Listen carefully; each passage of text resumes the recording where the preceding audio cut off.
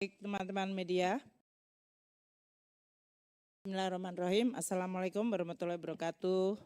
Selamat sore dan salam sejahtera untuk kita semua. Terima kasih telah menghadiri acara bulanan kita untuk menyampaikan perkembangan pelaksanaan APBN untuk tahun 2024. Dan ini kita lakukan untuk mengcover periode sampai dengan akhir Agustus. Seperti biasa kita menyampaikan di bulan September adalah untuk sampai akhir bulan sebelumnya. Dan untuk format konferensi pers APBN kita hingga akhir Agustus ini, kita akan menggunakan format agak berbeda. Saya membuka dan nanti dua wamen akan bicara, sehingga beban bicaranya sekarang didistribusikan secara baik, sehingga kemudian kita nanti akan pertanyaan dari media sesudah kita selesai presentasi. Jadi saya akan memulai dulu, nanti bagian yang akan saya juga delegasikan kepada Pak Wamen 1 dan Wamen 2 untuk bisa menjelaskan mengenai perkembangan APBN kita. Kita mulai ya. Sampai dengan Agustus 2024, kinerja APBN, cerita atau dalam hal ini trennya sebetulnya sesuai dengan yang sudah kita jelaskan pada bulan-bulan sebelumnya dengan sedikit ada perbaikan terutama pada sisi pendapatan. Pendapatan negara dalam hal ini telah terkumpul 1.777 triliun, ini artinya 63,4% dari target. Dan ini kontraksinya adalah 2,5% year on year. Kontraksi ini jauh lebih kecil dibandingkan pada bulan-bulan sebelumnya. Kalau masih diingat, bulan lalu itu sekitar 6,5 atau pada bulan Juni bahkan bisa mencapai 8%. Jadi ini adalah penurunan dari kontraksi pendapatan negara. Ini yang kita harapkan sampai akhir tahun mungkin kita bisa menjaga agar pendapatan negara bisa terus bisa mengejar sesuai dengan targetnya. Meskipun kita menghadapi situasi yang tidak ringan, terutama pada beberapa pos pendapatan seperti penerimaan dari pajak badan. Untuk belanja negara telah terbelanjakan sebesar 1.930,7 triliun. Ini artinya 58,1% dari total pagu belanja negara tahun ini telah dibelanjakan. Dan pertumbuhannya masih sangat kuat. Seperti diketahui tahun 2024 ini sejak awal tahun pertumbuhan dari belanja negara double digit. Ini karena seperti yang sudah dijelaskan sebelumnya, awal-awal tahun kita ada kebutuhan untuk pemilu dan kita juga membelanjakan terutama untuk beberapa bantuan sosial El Nino. Itu semuanya menyebabkan belanja negara juga meningkat. Dan double digit ini masih bertahan hingga bulan Agustus, 15,3% growth-nya belanja negara dibandingkan tahun lalu. Dengan pendapatan dan belanja negara tersebut, kita lihat defisit APBN hingga dengan akhir Agustus adalah 153,7 triliun, atau ini artinya 0,68% dari PDB, masih dalam track sesuai dengan RUU APBN 2024. Keseimbangan primer kita masih dalam posisi status surplus 161,8 triliun. Ini adalah kinerja akhir Agustus 2024. Kita akan menjelaskan dari sisi kondisi ekonomi yang seperti biasa kami akan mulai dengan ekonomi dulu yang akan mempengaruhi dan dipengaruhi oleh APBN. Dan kemudian nanti akan bicara tentang belanja dan pendapatan negara secara lebih detail. Banyak perkembangan yang terjadi sampai dengan September ini dari sisi perekonomian global. Pertama tentu yang diikuti oleh seluruh teman-teman wartawan adalah keputusan dari Fed Fund Rate untuk diturunkan 50 basis point dari pertemuan terakhir, yang ini menimbulkan dampak suatu positif sentimen. Karena sudah ditunggu, jadi higher for longer itu kalau kita lihat dari garis yang biru, itu masih di 5,5%, kemudian baru mengalami penurunan pada bulan September. Kita lihat sudah mulai dari tahun lalu Juni, lebih dari setahun, 5,5%, higher for longer. Untuk inflasi di Amerika Serikat di 2,5, jadi ini sudah memberikan juga keyakinan untuk penurunan suku bunga. Kalau dari sisi keputusan Fed Fund Rate memberikan positif sentimen, suasana geopolitik tidak. Dalam artian perkembangan masih cukup menciptakan negatif sentimen. Baik itu yang terjadi antara Rusia dengan Ukraina yang makin eskalasi, maupun yang terjadi di Middle East dan sekarang ini makin melonjak tinggi tensi atau perangnya antara Israel dengan Hizbullah di Beirut dan juga di Sudan. Nah, ini menimbulkan juga downside risk. Jadi kalau kita lihat ada yang positif, ada yang negatif. Beberapa perkembangan perekonomian dari negara-negara yang memiliki dampak besar seperti Amerika Serikat, nampaknya dengan adanya confidence penurunan, muncul suatu confidence bahwa perekonomian Amerika akan mengalami soft landing. Artinya penurunan dari inflasi tidak harus diikuti dengan perlemahan ekonomi secara drastis. Sehingga penurunan dari inflasi akan diiringi oleh pertumbuhan ekonomi yang relatif mungkin mengalami sedikit softening tapi tidak crash. Makanya disebut soft landing. Dan ini yang kemudian juga menentukan arah dari kebijakan suku bunga Fed Fund Rate. Di Eropa sementara masih terjadi perkembangan yang kurang mengembirakan. Ekonominya masih relatif stagnan meskipun inflasi sudah menurun dibandingkan tahun lalu. Jadi dalam hal ini dari sisi inflasi memang sudah mulai mengalami adjustment. Namun untuk inflasi dari sektor jasa masih relatif tinggi. European Central Bank dan Bank of England dalam hal ini melakukan pemangkasan suku bunga lebih cepat dari Fed Fund Rate dan mereka juga mungkin akan melakukan pemangkasan lebih lanjut. Untuk Tiongkok, beberapa langkah yang dilakukan oleh pemerintah Tiongkok untuk mendorong kembali ekonominya masih belum memberikan hasil yang cukup mengembirakan sehingga ekspektasi dari pertumbuhan ekonomi Tiongkok akan terus di bawah 5%. 4,7% saat ini di Q2, namun belum ada tanda-tanda baik pada sektor properti maupun konsumsi rumah tangga yang bisa mendongkrak atau mengkompensate dari penurunan pertumbuhan ekonominya, terutama untuk properti dan kenaikan dari pinjaman pemerintah daerahnya juga memberikan dampak negatif. Sementara itu dari sisi ekspor ada tren sedikit peningkatan meskipun Amerika dan Eropa menahan ekspor RRT dengan berbagai tarif maupun non-tarif barrier. Untuk Asia relatif resilient, Vietnam tumbuh 6,9, Filipina 6,3, Indonesia 6, Indonesia. Malaysia 5,9, India 6,7. Inflasi relatif masih moderat dan otoritas moneter dalam hal ini relatif bisa menciptakan supporting terhadap pertumbuhan. Kita lihat untuk beberapa Asia memang pertumbuhannya cukup tinggi karena adanya FDI untuk ekspor maupun masuknya berbagai modal yang menciptakan pertumbuhan momentum di masing-masing perekonomian. Jadi overall dari sisi perekonomian global ada good news, paling tidak dari Fed Fund Rate dan Amerika yang diperkirakan soft landing, tapi dari negara-negara lain masih relatif adanya pertumbuhan yang stagnan dan dari sisi geopolitik eskalasi dari risiko masih sangat tinggi. Sementara untuk Asia secara umum ada beberapa spot yang bright ya, yang bagus, dengan pertumbuhan bahkan di atas 6 atau mendekati 7%.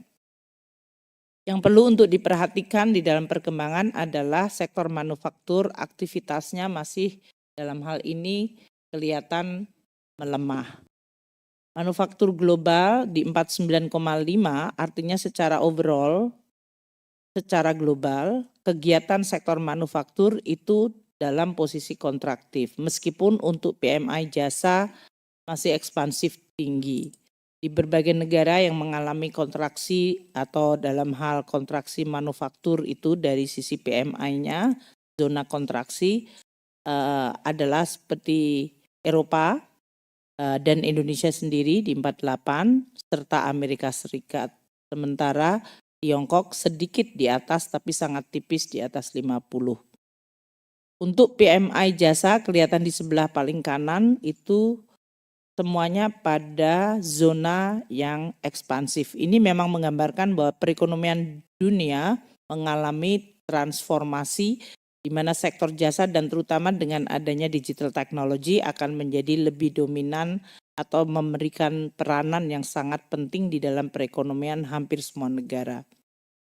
Secara keseluruhan 54,2% adalah negara-negara yang PMI manufakturnya ada di dalam zona kontraksi atau di bawah 50. Sedangkan hanya 45,8% yang positif, termasuk di situ adalah Inggris, Tiongkok, Korea Selatan, India, Singapura, Filipina, Thailand, Vietnam, Saudi Arabia, dan Brazil, serta Rusia. Dengan perkembangan ekonomi tadi yang relatif masih stagnan meskipun ada beberapa perkembangan positif, komoditas juga masih mengalami tekanan. Harganya bukan melonjak karena memang demand menjadi terbatas atau tertahan dengan pertumbuhan yang masih stagnan. Outlook pertumbuhan global yang stagnan menyebabkan harga minyak sekarang ini ada di kisaran 74,5, bahkan sempat waktu itu turun tajam. Meskipun terjadi apa yang disebut geopolitical tension dan perang di Middle East. Biasanya kalau perang khawatir, tapi karena permintaan diperkirakan lemah, masih sangat lemah. Untuk beberapa komoditas yang penting bagi Indonesia, batu bara juga masih di 137,3, ini artinya year on year kontraksi 28,8% harganya dibandingkan tahun lalu. Maka banyak perusahaan wajib pajak badan yang nanti terlihat di dalam penerimaan kita mengalami kontraksi dari sisi pembayaran pajaknya. Gas alam di 2,3 dan ini year to date juga koreksinya cukup dalam 26,9%, year on year dan year to date-nya minus 8,2. Sedangkan CPO di 954 relatif agak membaik kalau kita lihat trennya di sekitar dari mulai bulan Agustus ke September. Ini year on year penurunannya sudah mulai tipis, hanya 0,3. Bahkan kalau kita hitung dari Januari ke bulan Agustus terjadi kenaikan harga CPO 18,9. Ini memberi harapan yang cukup baik. Makanya tadi kita harapkan dari penerimaan pajak juga akan terlihat. Untuk komoditas beras mengalami kontraksi 10,1 dari year to date, sedangkan dari tahunan year on year-nya 0,2. Untuk kita tentu sebagai salah satu konsumen beras, ini juga memberikan dampak positif karena inflasi pangan menjadi bisa dikendalikan. Inflasi dalam hal ini kalau kita lihat secara headline IHK kita ada di 2,1. Di mana volatile food yang hijau itu terus mengalami penurunan di 3%, sementara dari inflasi inti masih relatif stabil di 2%. Ini artinya demand masih relatif tumbuh, sedangkan administered price stabil rendah di 1,7. Tingkat inflasi Indonesia yang terus terjaga di 2% ini ya sekarang relatif hampir sama dengan banyak semua negara sekarang sudah mulai turun inflasinya. Terutama negara-negara di Eropa yang tadi sudah mengalami perkembangan positif dari inflasi meskipun pertumbuhan ekonominya masih relatif lemah. Sedangkan masih beberapa negara yang inflasinya masih di atas 3%, terlihat di sini even seperti Filipina, Vietnam, India, Brazil dan Afrika Selatan yang bahkan di atas 4%. Meksiko masih struggle dengan inflasi di atas 5 dan Rusia masih di 9%. External balance kita juga masih relatif stabil membaik atau baik dalam hal ini. Neraca perdagangan kita surplus di 2,9 di bulan Agustus, di mana ekspor kita mencapai 23,6 billion US dollar dan import kita 20,7 billion US dollar. Dilihat dari pertumbuhannya, ekspor kita mengalami pertumbuhan 7,1%. Ini relatif baik karena kita lihat kalau dilihat yang biru itu di awal tahun kita kontraksi ekspor kita. Meskipun kalau kita lihat importnya masih sangat dinamis. Import sekarang tumbuh 9,5% dan ini berarti kebutuhan terhadap import dari berbagai barang kita harapkan adalah barang-barang intermediate atau barang-barang antara dan barang modal yang akan menopang pertumbuhan ekonomi Indonesia. Satu hal yang perlu untuk kita waspadai adalah neraca perdagangan kita surplus tapi surplusnya mengalami penurunan. Kalau tahun lalu Januari Agustus neraca perdagangan itu surplusnya 24,32, sekarang hanya 18,85. Ini yang perlu untuk kita jaga nanti berkaitan dengan resiliensi atau daya tahan eksternal Indonesia. Namun artinya kalau kita lihat dari external balance, Indonesia dari sisi neraca perdagangan bagus. Yang kita jaga sekarang adalah neraca capital, karena lalu lintas modal itu bisa sangat dipengaruhi oleh sentimen asing. Nah, dengan Fed Fund Rate sekarang mulai menurun, kita mengharapkan pressure untuk capital outflow menjadi lebih menurun juga. Dari faktor domestik yang menjelaskan pertumbuhan ekonomi Indonesia masih terlihat positif. Kita lihat untuk konsumsi rumah tangga maupun dari berbagai indeks yang menjadi proksi dari konsumsi kita. Indeks confidence dari konsumen kita di 124,4. Kalau kita lihat itu levelnya tinggi dan stabil di tinggi. Ini berarti mereka masih memiliki confidence untuk melakukan kegiatan aktivitas konsumsi. Untuk kelompok menengah atas, Mandiri Spending Index menggambarkan juga suatu level di 277. Trennya positif ke atas, itu berarti meningkat. Ini berarti antara Juli sampai Agustus terjadi perbaikan improvement dari sisi sentimen konsumen. Baik itu dari IKK maupun dari Mandiri Spending Index. Terlihat juga dari indeks penjualan real yang tumbuh positif di 5,8 ya, dan ini adalah positif terus semenjak bulan Mei dan trennya adalah menunjuk ke atas.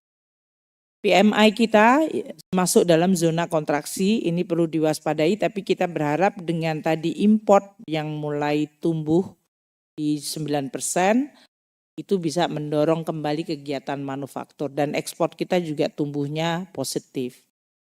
Untuk penjualan listrik kita lihat yang biru adalah bisnis, ini konstan selalu cukup tinggi pertumbuhannya. Meskipun tidak double digit tapi single digit di atas 7 atau 8%. Sedangkan yang untuk industri sama seperti tadi PMI-nya karena mengalami kontraksi maka permintaan listrik atau penjualan listrik di sektor industri pertumbuhannya juga menunjukkan agak sedikit menurun di 2,9%. Penjualan semen dalam hal ini tumbuh tipis, ini seiring mungkin dengan berbagai kegiatan konstruksi yang sudah mulai selesai. Tapi kita akan memonitor, kita harapkan di kuartal terakhir biasanya akselerasi dari belanja terutama untuk proyek-proyek konstruksi yang dibiayai oleh APBN mungkin akan meningkat. Dari sisi pasar keuangan, dengan tensi dari Fed Fund Rate yang mulai mereda, itu juga terlihat memberikan dampak yang positif. Pergerakan nilai tukar kita mengalami perkuatan yang cukup akseleratif. Semenjak bulan Agustus awal, kita lihat sekarang kurs kita di 15.287. Itu penguatan rupiah sangat cepat, kelihatan sekali di gambar yang sebelah kiri ya. Kalau kita lihat antara periode akhir Juli sampai dengan September awal itu steep decline, artinya penguatan rupiah. Jadi dari periode yang tadinya di atas 19.000 sekarang di 15.287. Untuk pergerakan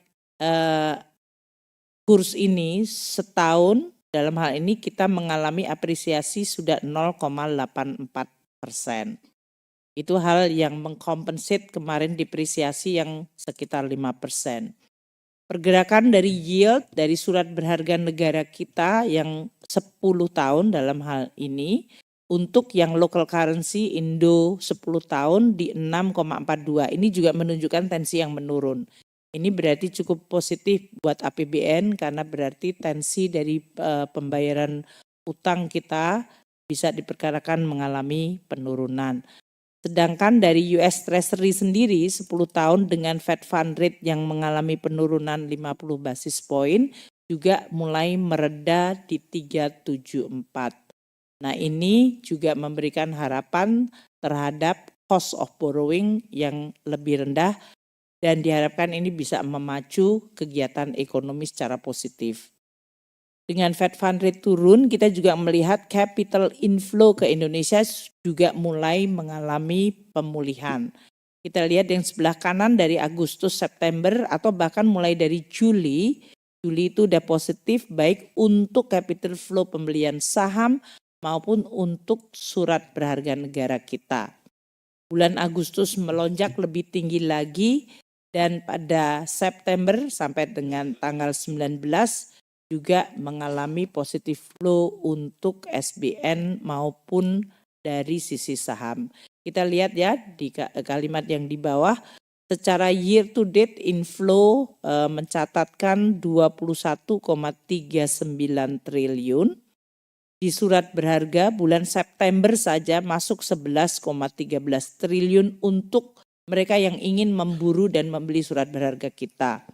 Di pasar saham, inflow bulan September mencapai 27,87 triliun, sedangkan year to date inflow untuk capital market dari sisi saham mencapai 57,72 triliun. Jadi ini memberikan dampak positif terlihat dari sisi kurs kita yang mengalami penguatan.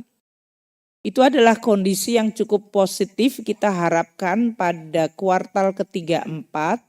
Positif tren dari ekonomi, paling tidak tension menurun dari sisi indikator ekonominya, meskipun geopolitiknya masih sangat berat.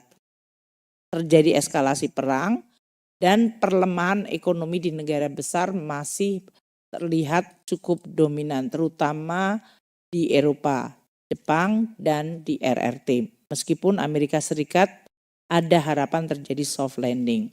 Nah, environment ini kita harapkan dengan operasi APBN pada bulan September, Agustus sampai dengan Desember nanti akan memberikan momentum positif bagi perekonomian dalam negeri. Nah, untuk kinerja APBN saya akan minta kepada Pak Wamen untuk berdua menjelaskannya. Kita mulai dengan dari sisi penerimaan negara dulu. Silakan Pak Wamen Tommy untuk bisa menyampaikan. Terima kasih Bu Menkyu. Rekan-rekan wartawan yang budiman, siang ini saya akan menjelaskan mengenai kinerja pendapatan negara di Agustus 2024. Saya mulai dengan kinerja perpajakan. Dari sisi penerimaan pajak terdapat berita positif bahwa penerimaan bulan ini mampu menjaga momentum pertumbuhan yang sudah tercipta selama 2 bulan sebelumnya. Diharapkan tren positif tersebut tetap terjaga di bulan-bulan selanjutnya.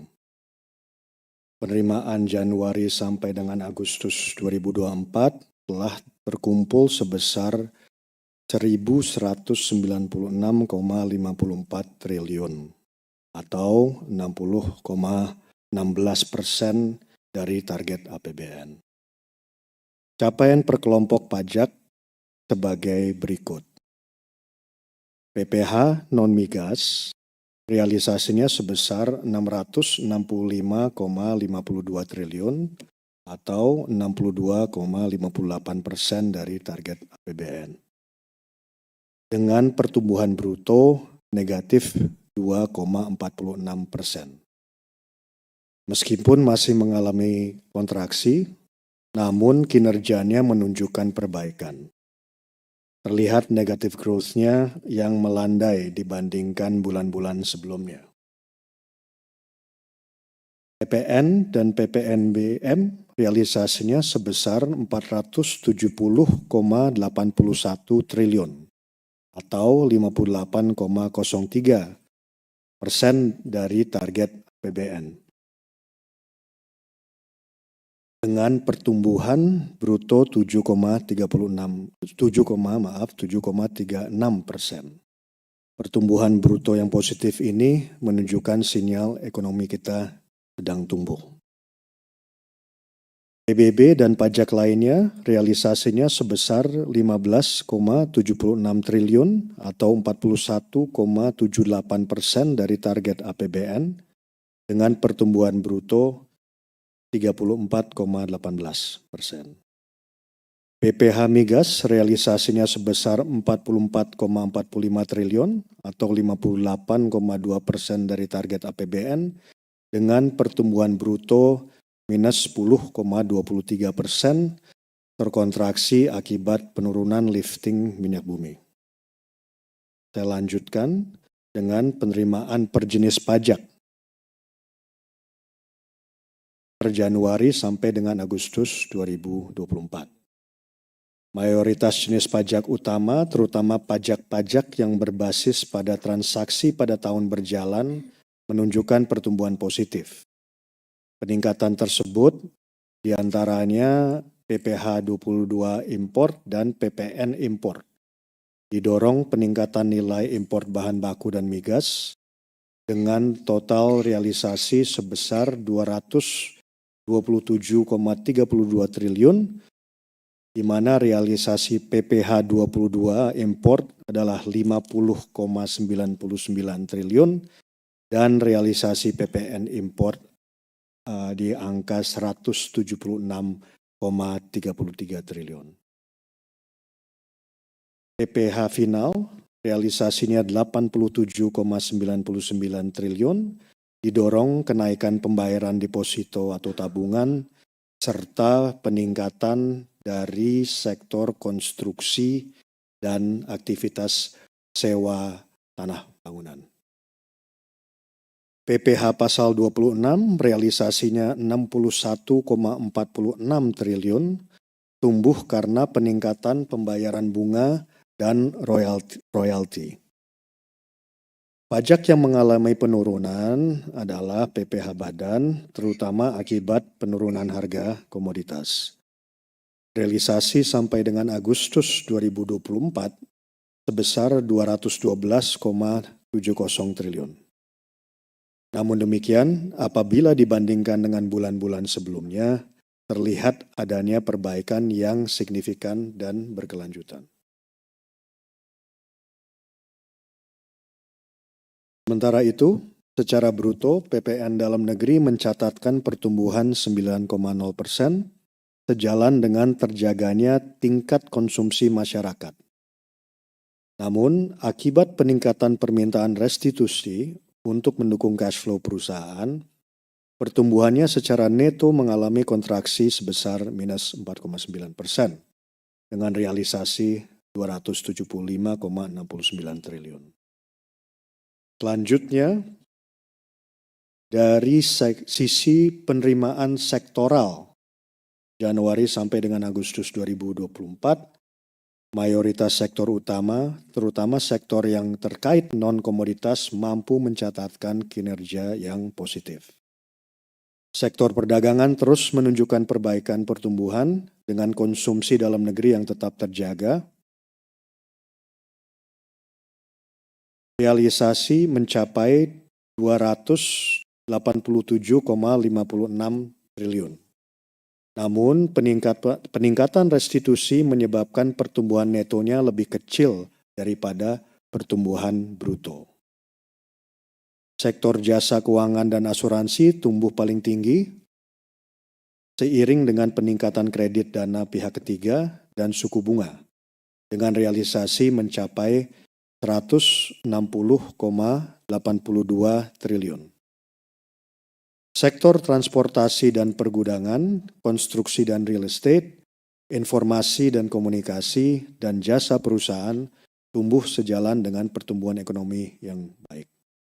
Total realisasi dari keempat sektor tersebut adalah 190,75 triliun. Sementara itu, sektor yang mengalami penurunan adalah sektor industri pengolahan, terkontraksi akibat penurunan pembayaran PPh badan tahunan dan peningkatan restitusi pada subsektor terkait komoditas seperti kelapa sawit, logam, dan pupuk. Capaian realisasi sebesar 287,97 triliun. Sektor pertambangan terkontraksi cukup dalam, terutama karena penurunan PPh badan tahunan dan angsuran PPh badan. Kedua hal ini dipengaruhi oleh penurunan harga komoditas serta peningkatan restitusi. Realisasi sektor pertambangan mencapai 65,90 triliun rupiah. Saya lanjutkan dengan kinerja bea dan cukai. Penerimaan kepabean dan cukai sampai dengan bulan Agustus tercatat sebesar 183,2 triliun atau 57,1% dari target APBN. Dibandingkan dengan periode yang sama tahun lalu, penerimaan kepabean dan cukai masih mampu tumbuh 6,8%. Seluruh komponen penerimaan kepabean dan cukai juga terpantau mengalami pertumbuhan.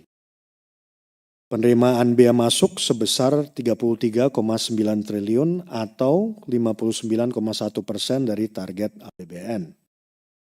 Kinerja bea masuk ini tumbuh sebesar 3,1% year on year yang didorong oleh naiknya nilai impor sebesar 3,4%. Dan menguatnya nilai tukar US dollar. Meskipun tarif efektif terpantau turun karena turunnya penerimaan dari komoditas utama seperti kendaraan bermotor, suku cadang kendaraan, dan produk baja. Penerimaan bea keluar mencapai 10,9 triliun atau 62,2% dari target APBN. Penerimaan bea keluar ini tumbuh signifikan sebesar 59,3% yang dipengaruhi oleh kebijakan relaksasi ekspor komoditas tembaga. Meskipun di sisi lain terjadi penurunan bea keluar dari produk sawit, dampak dari turunnya harga dan volume ekspornya. Penerimaan cukai mencapai 138,4 triliun atau 56,2% dari target APBN. Penerimaan cukai juga terpantau masih tumbuh 5,0% year on year. Untuk komoditas cukai hasil tembakau, tumbuh 4,7% year on year dipengaruhi oleh kenaikan produksi, terutama hasil tembakau golongan 2 dan 3. Untuk komoditas minuman mengandung etil alkohol juga tumbuh 11,9%, dampak kebijakan kenaikan tarif dan kenaikan produksi. Untuk komoditas etil alkohol juga tumbuh 21,9% sejalan dengan kenaikan produksinya. Selain itu, bea cukai juga terus melakukan penindakan secara konsisten untuk menekan peredaran rokok ilegal, di mana pada periode tersebut sebanyak 157,5 juta batang rokok ilegal telah berhasil ditindak. Saya lanjutkan dengan kinerja PNBP. Realisasi penerimaan negara bukan pajak sampai dengan 31 Agustus 2024 tercatat 383,8 triliun atau 78% dari target APBN. Capaian ini terkontraksi 4,8% year on year. penurunan harga minyak mentah Indonesia dan berkurangnya lifting minyak bumi serta moderasi harga batu bara acuan menjadi faktor-faktor dominan yang menekan capaian PNBP. Namun, pendapatan kekayaan negara dipisahkan dan badan layanan umum masih menjadi kontributor utama yang mendorong capaian PNBP hingga Agustus 2024. Realisasi pendapatan sumber daya alam migas mencapai 66,3% dari target APBN atau terkontraksi 5,1% year on year. Pelemahan ini terutama disebabkan penurunan ICP dan lifting minyak bumi. ICP menurun akibat turunnya permintaan minyak mentah di pasaran. Penurunan lifting minyak bumi disebabkan penurunan tingkat alamiah sumber migas sejalan dengan fasilitas produksi migas yang sudah berumur. Realisasi pendapatan SDA non-migas mencapai 80,4% dari target APBN atau terkontraksi 19,5% year on year. Pelambatan kinerja tersebut akibat penurunan pendapatan sektor minerba. Adapun sektor kehutanan, sektor perikanan, dan sektor panas bumi menunjukkan kinerja positif dan kenaikan signifikan dibandingkan periode yang sama tahun 2023.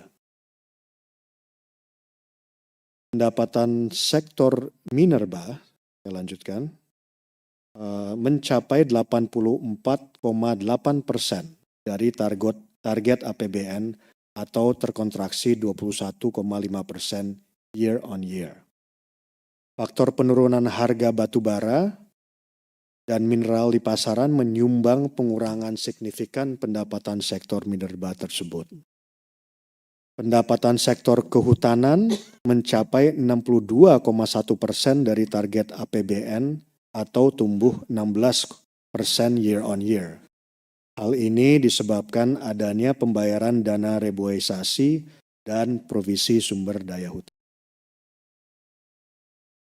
Lanjutkan. Sementara itu, realisasi pendapatan sektor kelautan dan perikanan mencapai 15,9% dari target APBN atau tumbuh 295,9% year on year. Hal ini adalah dampak peningkatan volume produksi kapal perikanan.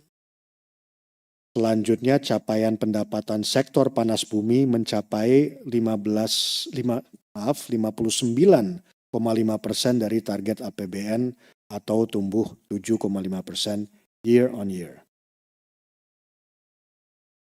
Selanjutnya, realisasi pendapatan kekayaan negara dipisahkan mencapai 81,9% dari target APBN atau tumbuh 7,4% year on year. Kontributor utama capaian pendapatan KND berasal dari pembayaran dividen Bank Himbara untuk tahun buku 2023. Capaian realisasi PNBP lainnya mencapai 85% dari target APBN atau terkontraksi 10,4% year on year. Pendapatan minyak mentah tumbuh 59,5%. Namun, pertumbuhan tersebut belum mampu menopang kontraksi pendapatan penjualan hasil tambang dan pendapatan PNBP Kementerian Lembaga. Pendapatan PNBP KL mencapai 91,5% dari target APBN atau terkontraksi 5,8% dari tahun sebelumnya. Penurunan ini terutama disebabkan pendapatan tidak berulang pada Kejaksaan dan Kominfo. Namun di sisi lain, beberapa KL mengalami pertumbuhan positif seperti Kementerian Perhubungan, Kementerian Pertahanan, Kementerian ATR BPN, dan Kementerian Hukum dan Hak Asasi Manusia. Realisasi pendapatan BLU mencapai 77,0% dari target APBN atau tumbuh 18,8% year on year. Kenaikan ini terutama kontribusi dari pendapatan non kelapa sawit, pelayanan rumah sakit, dan pendapatan pengelolaan dana BLU. Pendapatan BLU pengelola dana, khususnya pendapatan pungutan ekspor sawit, mengalami kontraksi 14,3% dari tahun sebelumnya. Dampak penurunan rata-rata harga referensi CPO sebesar 5,4%. Rekan-rekan wartawan, demikian penjelasan dari saya mengenai kinerja pendapatan negara. Waktu dan tepat saya balikan ke Ibu Menteri. Terima kasih Pak Tommy. Sekarang untuk yang belanja saya minta Pak Wamensua untuk bisa menjelaskan dan pembiayaan nanti sekaligus. Pak Sua. Terima kasih Bu Menteri.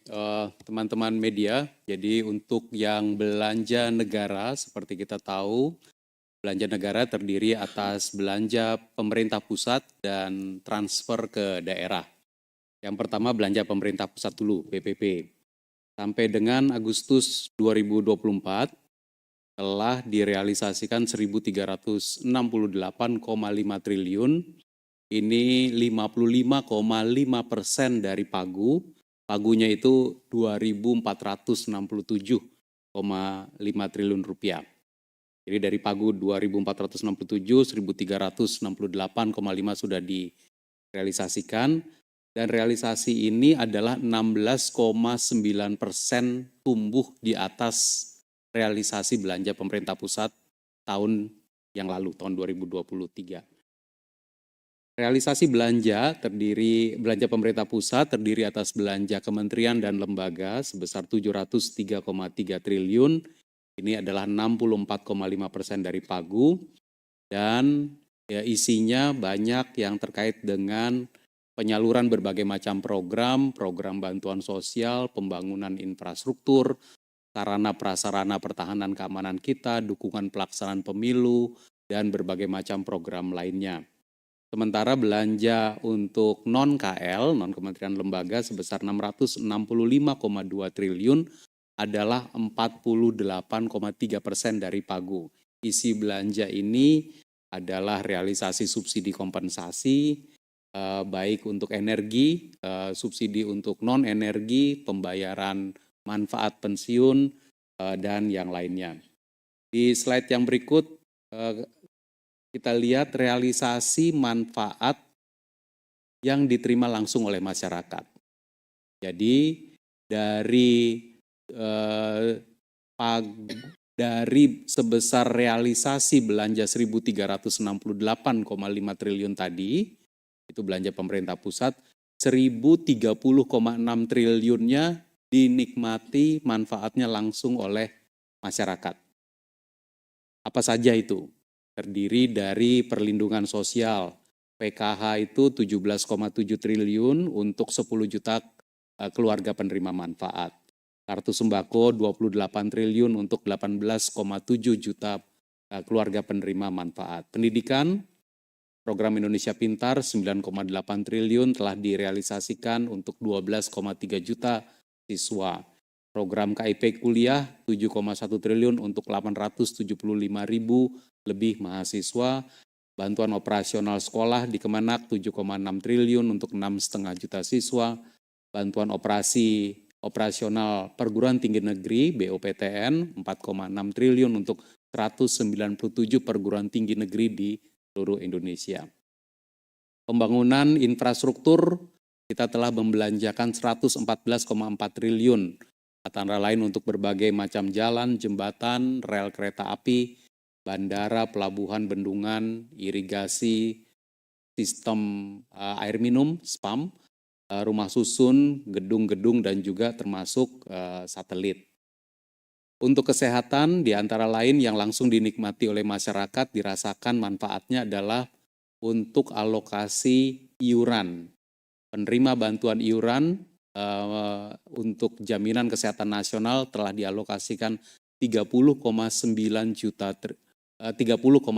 triliun rupiah untuk 96,6 juta peserta JKN kita yang menjadi penerima bantuan iuran. Untuk keterjangkauan energi, subsidi BBM telah direalisasikan 12,6 triliun. Ini adalah untuk membiayai 10,3 juta kiloliter BBM dan LPG tabung 3 kg 48,2 triliun untuk sebanyak 4,7 juta metrik ton LPG. Untuk alat-alat pertanian telah direalisasikan bantuan dan mesin pertanian prapanen 1,4 triliun, ini sebanyak 81.341 unit alat telah didistribusikan. Subsidi pupuk ini bagian dari subsidi non-energi, subsidi pupuk 12 triliun untuk membiayai 4,4 juta ton pupuk bersubsidi dan subsidi bunga KUR 20,9 triliun yang sekarang bisa mengcover 3,3 juta debitur KUR kita. Berikutnya, kalau untuk belanja kementerian lembaga biasanya kita tunjukkan dalam konteks belanja pegawai, belanja barang, dan belanja modal. Untuk belanja pegawai telah direalisasikan 197,8 triliun di bulan Agustus 2024 kemarin. Ini adalah 14,4% tumbuh di atas belanja pegawai tahun lalu. Jadi teman-teman media telah juga tahu belanja pegawai KL yang meningkat ini adalah karena kita melakukan pembayaran THR, gaji ke-13 untuk ASN, TNI, Polri, serta kenaikan gaji yang sudah dari awal tahun ini. Makanya dia pertumbuhannya tetap tinggi. Belanja barang pada bulan Agustus lalu telah dibelanjakan 256,7 triliun rupiah yang tumbuh 21,4% di atas belanja barang tahun yang lalu. Ini baik karena belanja barang ini berarti uangnya dipakai untuk membeli barang-barang di perekonomian kita. Sehingga kita yakin pasti ada multipliernya. Seperti tadi belanja pegawai pasti multipliernya itu melewati konsumsi masyarakat. Nah tentu belanja barang ini ada yang di berbagai macam kementerian, di Kementerian Pertahanan, di KPU, di Kementerian PUPR, di Kementerian Agama, dan seluruh kementerian-kementerian lain yang memiliki belanja barang. Komponen, nah ini yang pemanfaatannya saya rasa bulan-bulan lalu juga sudah disampaikan yang untuk pemeliharaan, pelayanan kesehatan, lalu KPU pembayaran berbagai macam honor, pengawas badan ad hoc dan yang lainnya bisa dilihat secara detail. Belanja modal pada bulan Agustus kemarin telah direalisasikan 153 triliun, ini tumbuhnya 52,3% di atas realisasi tahun lalu yang paling kanan. Ini adalah pertumbuhan yang cukup tinggi. Kalau tahun lalu belanja modal kita per Agustus itu baru 100,1 triliun, tahun ini sudah 153 triliun rupiah. Dan ini tentu memberikan dampak kepada berbagai macam adanya pembangunan infrastruktur. Kalau yang di PUPR itu pembangunan rehabilitasi jalan, jembatan, bendungan, irigasi, spam, dan yang lainnya. Di Kemenhan ada pengadaan Sarpras Kemenhan dan Alutsista. Di Polri juga ada berbagai macam sarana prasarana kepolisian. Di Kemenhub pengembangan fasilitas pelabuhan, bandara, serta sarana prasarana perkereta apian dan yang lainnya. Berikutnya adalah belanja non-KL, 665,2 triliun, yang diantaranya adalah untuk pembayaran manfaat pensiun, 125,9 triliun, pertumbuhannya 17% dibandingkan tahun yang lalu. Juga pertumbuhan yang tinggi ini adalah karena ada pembayaran THR dan pensiun ke-13 sebesar 22,7 triliun serta kenaikan manfaat pensiun yang juga sudah diumumkan sejak beberapa bulan yang lalu. Sehingga ada kenaikan, kita lihat manfaat pensiun baik yang untuk Taspen, pertumbuhannya 16,2%, yang Asabri ini pertumbuhannya 15,6%, sementara untuk THR dan pensiun untuk yang ke-13, pembayaran ke-13 adalah 21,5%. Untuk subsidi di sebelah kanan juga ada pertumbuhan di dalam realisasi belanja subsidi. Telah dibelanjakan 147 triliun yang berarti tumbuh 14,3% dibandingkan belanja subsidi tahun yang lalu. Belanja subsidi ini ada yang subsidi untuk energi, berarti untuk BBM, api dan listrik, tapi ada juga untuk yang subsidi non-energi. Yang non-energi itu berarti kegiatan ekonomi masyarakat yang membeli BBM ini juga meningkat. Ini juga baik, menunjukkan gerak ekonominya kelihatan. LPG tabung 3 kg juga ada peningkatan 1,6%. Tahun ini kita LPG 3 kg 4,744 juta kilogram. Ini juga berarti tumbuh dibandingkan tahun lalu, berarti kegiatan ekonomi masyarakat yang menggunakan LPG tabung 3 kg juga meningkat.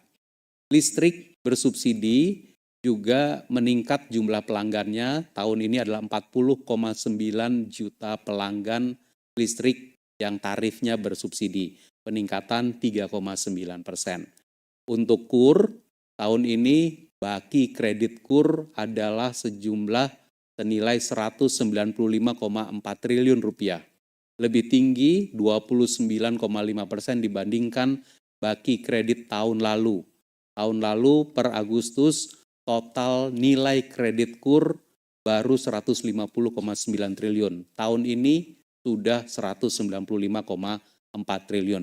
Berarti juga ada peningkatan kredit lewat kredit usaha rakyat. Ini juga bagus untuk mendorong perekonomian kita. Debitur KUR-nya sendiri juga meningkat. Tahun lalu 2,7 juta, tahun ini menjadi 3,3 juta debitur KUR yang mendapatkan kredit usaha rakyat. Untuk subsidi pupuk juga tahun ini ada peningkatan menjadi 4,4 juta ton realisasi di bulan Agustus, lebih tinggi 3,5% dibandingkan realisasi pupuk bersubsidi tahun lalu yang per Agustus adalah 4,3 juta ton. Dan itu kalau pembagian nilai subsidinya di bawah, subsidi sebesar 147 triliun itu terdiri dari subsidi energi 102,8 triliun dan subsidi non-energi 44,1 triliun rupiah.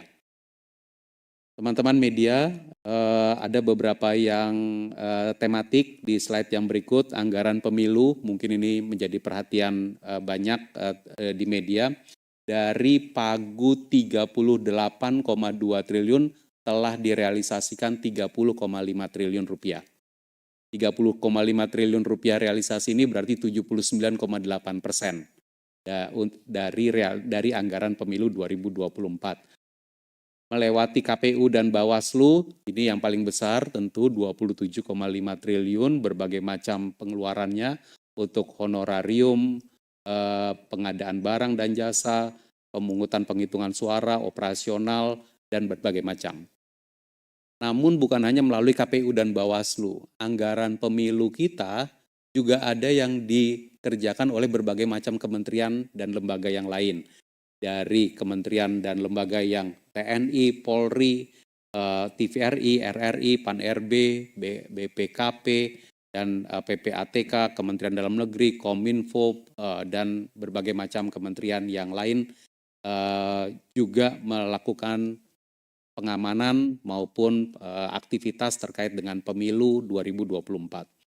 Untuk 14 kementerian lembaga yang lain ini, total anggarannya adalah 3 triliun rupiah telah realisasi.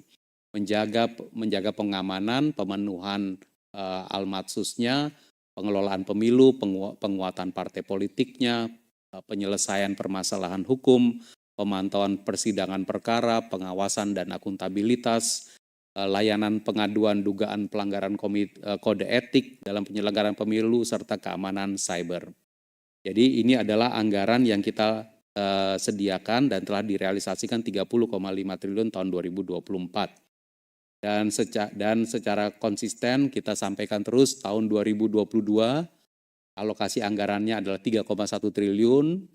Pemilu di 2023 juga sudah ada dialokasikan anggaran 29,9 triliun dan tahun 2024 ini dialokasikan anggaran 38,2 triliun. Tadi sudah realisasi 30,5 triliun. Nah, tentu rangkaian pemilu kita akan terus berlangsung termasuk untuk pilkada yang akan berlangsung di bulan November nanti. Dan khusus untuk pilkada kita memantau anggaran dan realisasi hibah pilkada. Karena pelaksanaan pilkada itu menggunakan anggaran daerah dan anggaran daerah itu dihibahkan kepada KPU daerah dan Bawaslu daerah. Karena itu mekanismenya ada tata kelolanya menggunakan naskah perjanjian hibah daerah dan per tanggal 20 September 2024 ini 99,75% dari hibah daerah sudah direalisasikan. Berarti kita sudah sangat siap untuk mengikuti pilkada dan anggaran daerahnya telah dialokasikan dan telah diadministrasikan juga. Yang lain berikutnya teman-teman media adalah realisasi anggaran IKN tahun 2024 telah direalisasikan 18,9 triliun dari pagu 44 triliun rupiah. Berarti telah direalisasikan 43,1%. Ini kita memantau terus karena pekerjaan jalan terus, pekerjaan pembangunan fisik infrastruktur maupun non-infrastruktur itu berjalan terus. Nanti kalau pembangunan infrastrukturnya telah selesai, maka serah terima pekerjaan fisiknya selesai, nanti serapan anggarannya akan meningkat dengan cepat kemungkinan menjelang akhir tahun. Komposisi dari klasternya adalah realisasi di klaster infrastruktur sebesar 16,2 triliun, ini dari pagu sebesar 40,7, antara lain untuk pembangunan gedung di kawasan Istana, kawasan Kemenko, kementerian lain, gedung OIKN, pembangunan tower rumah susun ASN dan Hankam, rumah tapak menteri, rumah sakit IKN, pembangunan jalan tol, jalan dan jembatan, serta bandara IKN, penataan dan penyempurnaan berbagai macam fasilitas infrastruktur lain seperti bendungan Sepaku Semoy, embung KIPP, pengendalian banjir, dan sebagainya.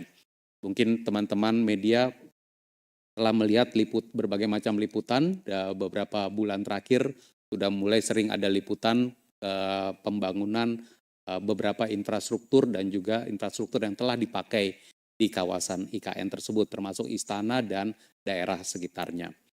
Untuk klaster non-infrastruktur telah dibelanjakan 2,7 triliun dari pagu 3,3 triliun, antara lain untuk operasional otorita, perencanaan, koordinasi, penyiapan, pemindahan. Ini adalah untuk promosi, publikasi, sosialisasi IKN, dan berbagai macam dukungan non-infrastruktur lainnya. Seperti bulan-bulan yang lalu kita sampaikan total alokasi anggaran IKN tahun 2022 sampai dengan 2024 adalah 76,5 triliun rupiah, terdiri atas 2022 5,5 triliun, 2023 27 triliun, dan di APBN tahun 2024 ini 44 triliun, dan khusus tahun ini tadi telah realisasi 18,9 triliun. Teman-teman media, berikutnya saya akan menyampaikan tentang transfer ke daerah. Transfer ke daerah di dalam APBN 2024 itu ditaruh pagunya 857,6 triliun. Sampai dengan 31 Agustus sudah direalisasikan 562,1 triliun, yang berarti 65,5% dari pagu. Dan kita juga melihat, ini juga encouraging bahwa 562,1 triliun ini artinya 11,6% tumbuh di atas tahun lalu. Ini juga baik karena kalau dengan alokasi yang lebih tinggi, APBD bisa belanja lebih banyak dan tentu punya efek kepada pertumbuhan ekonomi kita. 11,6% pertumbuhan transfer ke daerah pada tahun 2024 ini.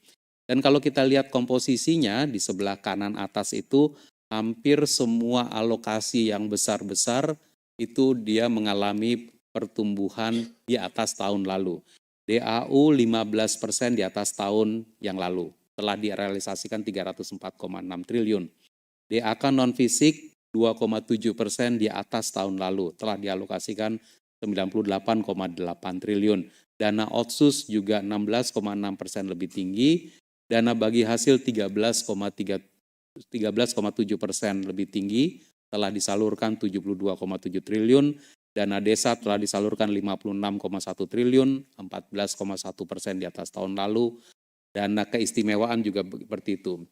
Sementara itu yang dana alokasi fisik, DAK fisik di sebelah kanan atas, tahun ini telah direalisasikan 16,9 triliun, sedikit di bawah yang tahun lalu 17,3 triliun.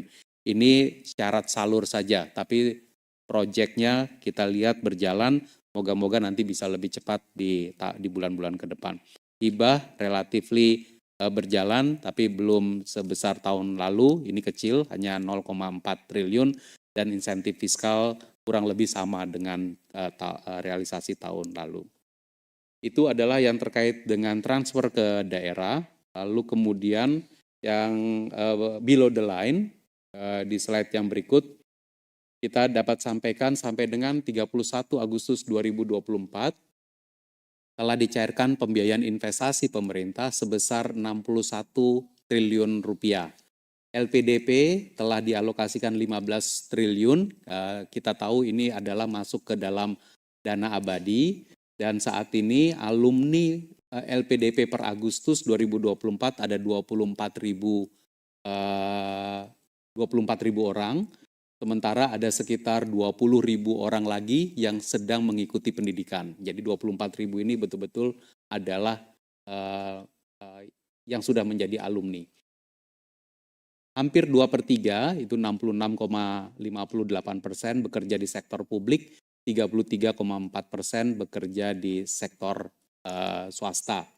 Dan akumulasi pendanaan riset LPDP sudah sejak 2013 sudah mencapai hampir 3.000 proyek dengan nilai 2,72 triliun. Untuk FLPP telah dialokasikan 8,6 triliun di APBN 2024, dan ini adalah untuk target awal 166.000 unit rumah. Tapi kita sekarang sedang menyiapkan administrasi untuk penyaluran 200.000 rumah. Jadi ada penambahan dari 166.000 itu naik ke 200.000 unit rumah, dan ini akan segera direalisasikan. Sementara yang betul-betul sudah disalurkan, penyaluran pada 31 Agustus yang sudah terrealisasi adalah 115.000 rumah yang nilainya adalah 14,03 triliun. Untuk lembaga keuangan internasional telah dialokasikan 1,9 triliun rupiah. Ini adalah kontribusi kepada Multilateral Development Banks di mana Indonesia menjadi pemegang saham. Jadi ini adalah termasuk untuk Islamic Development Bank, untuk International Development Association, International Fund for Agricultural Development IFAD. Kita pemegang saham di berbagai macam organisasi internasional dan juga kegiatan negara-negara sebagai negara donor. Kita juga telah mengalokasikan untuk WIKA 6 triliun dalam rangka penerbitan saham baru untuk mempertahankan komposisi kepemilikan saham pemerintah, saham negara pada WIKA. Untuk PT Hutama Karya adalah pembangunan jalan tol Trans Sumatera, penambahan PMN di tahun 2024 digunakan untuk penyelesaian jalan tol Sumatera tahap 1, tahap 2 di bawah PT Hutama Karya. Untuk BPUI telah dialokasikan 3,5 triliun penguatan industri asuransi Indonesia termasuk menyelesaikan pengalihan polis Jiwasraya yang masih ada yang tersisa. Ini harusnya sudah selesai semua. Dan untuk Lembaga Manajemen Aset Nasional telah dialokasikan 7,5 triliun rupiah untuk pendanaan 123 proyek strategis nasional, yang proyek strategis nasionalnya itu sendiri nilainya adalah 122,19 triliun rupiah. Teman-teman media, di slide yang berikut adalah pembiayaan anggaran dan terdiri atas dua. Yang utama adalah pembiayaan utang, realisasi sampai dengan 31 Agustus adalah 347,6 triliun rupiah. Ini 53,6% dari target APBN, yang terdiri atas SBN neto 310,4, dan 310,4 ini adalah 46,6% dari target APBN. Kalau dibandingkan dengan tahun lalu SBN neto per 31 Agustusnya adalah 183 triliun. Nah, tentu dengan pendanaan APBN yang lebih besar, kita merealisasikan 310,4 triliun, tetapi kita tadi seperti telah ditunjukkan di bagian paparan yang di depan, kita menerima incoming inflow dari pasar SBN. Tadi di slide Bu Menteri yang di awal tadi. Kita lihat bahwa incoming flow ke emerging market termasuk Indonesia telah kembali pulih, dan karena itu dengan incoming inflow tersebut bahkan kita bisa memperbaiki yields serta biaya bunga kita. Dan ini adalah perkembangan yang baik dan perlu kita pertahankan sambil tetap melihat arah dari pergerakan pasar keuangan dunia, terutama Fed Fund Rate maupun kondisi Eropa maupun Tiongkok ke depannya. Pinjaman neto 37,2 triliun rupiah dan pembiayaan non-utang 55,7 triliun, sehingga total pembiayaan anggaran adalah 291,9 triliun rupiah. Kita terus mengukur supaya pembiayaan 2024 dilakukan secara prudent dan mempertimbangkan outlook defisit APBN serta kondisi likuiditas pemerintah.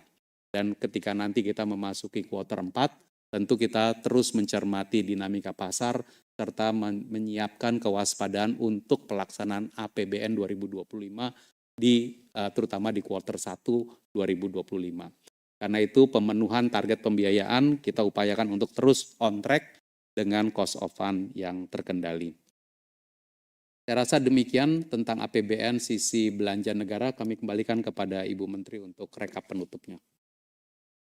Terima kasih Pak Wamenswa.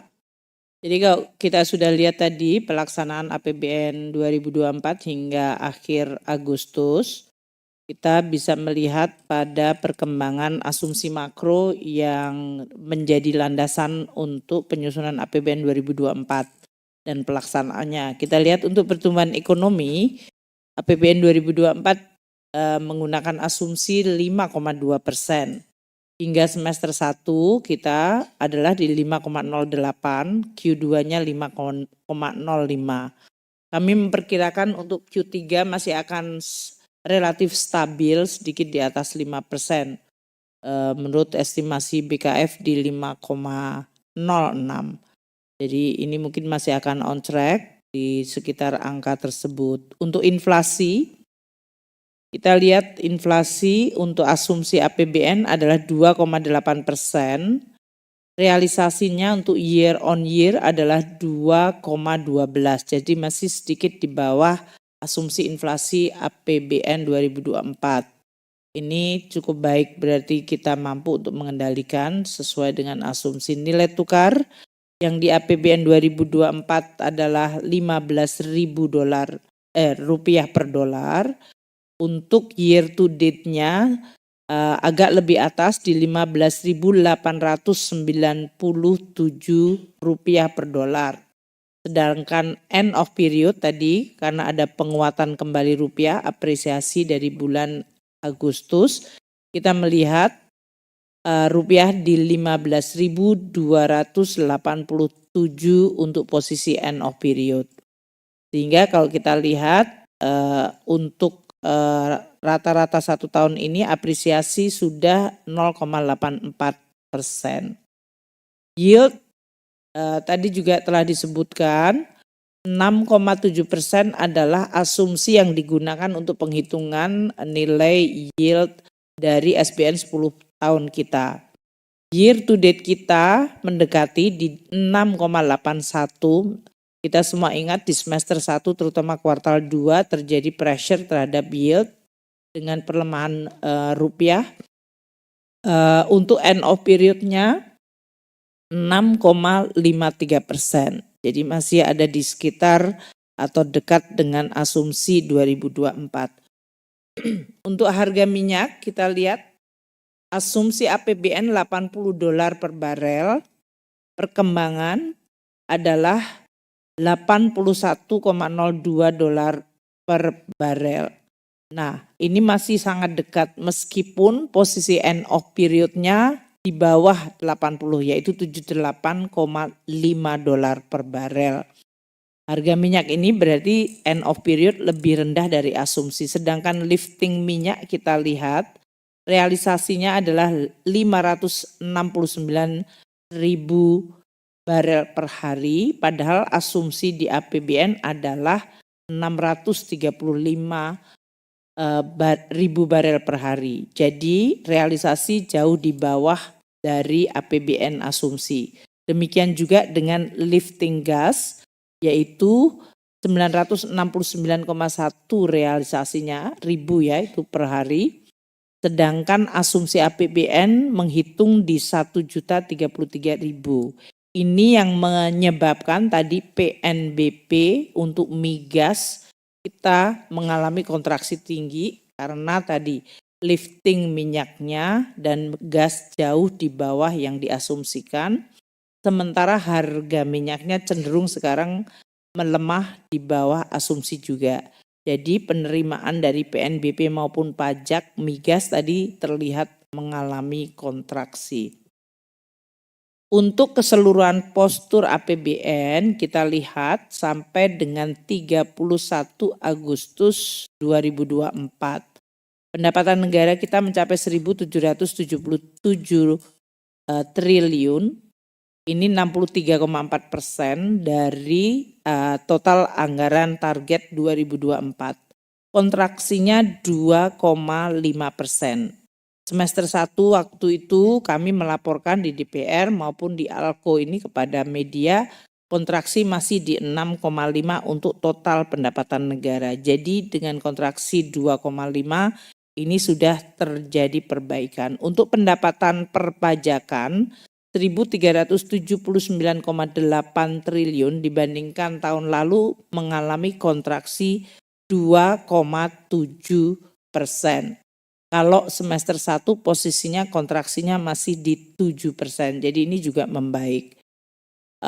Untuk pendapatan pajak 1.196,5 triliun atau 60,2% dari target kita tahun ini, kontraksinya adalah 4%.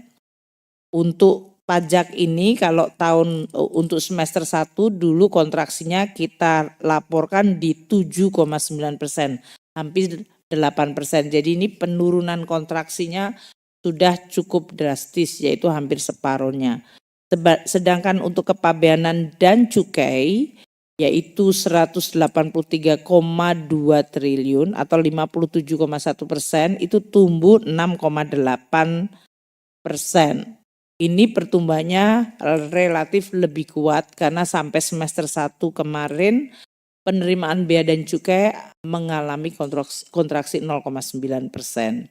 Jadi kalau dilihat dari pendapatan negara untuk pajak atau perpajakan, pajak dan bea cukai, meskipun untuk pajak masih kontraktif dan kepabeanan positif growth, ini semuanya menggambarkan adanya perbaikan dibandingkan kondisi semester 1. Untuk PNBP yang telah terkumpul 383,8 triliun, ini artinya 78% dari target sudah terkumpulkan.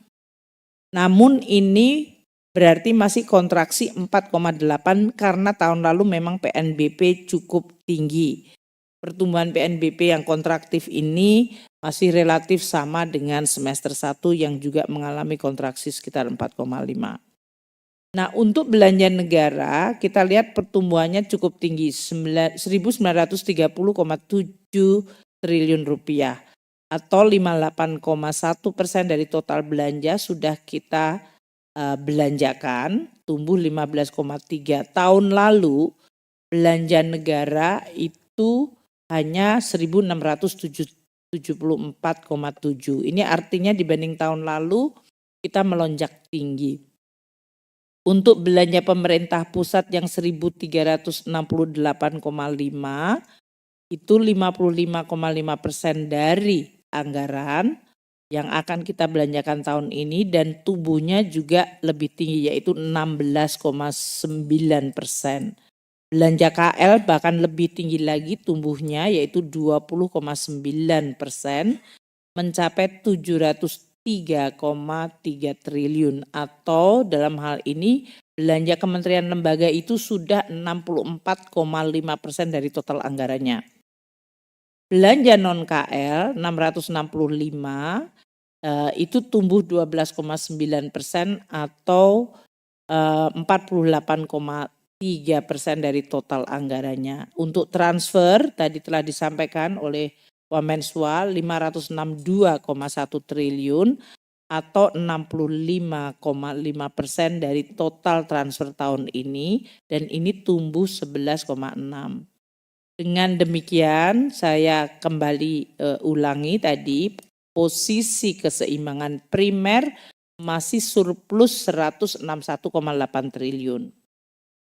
Meskipun surplus ini kalau dibandingkan tahun lalu memang mengalami penurunan, namun ini masih surplus ya, yaitu 161. Sedangkan untuk total postur defisit 153,7 triliun atau 0,68% dari PDB.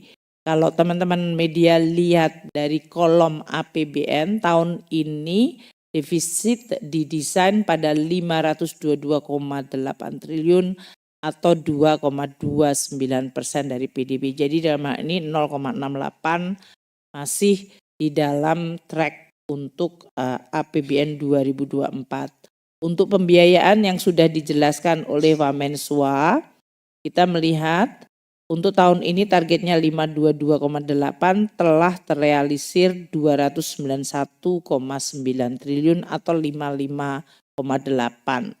Ini cukup tinggi dibandingkan tahun lalu yang hanya sebesar 161. Demikian postur untuk sampai dengan akhir Agustus.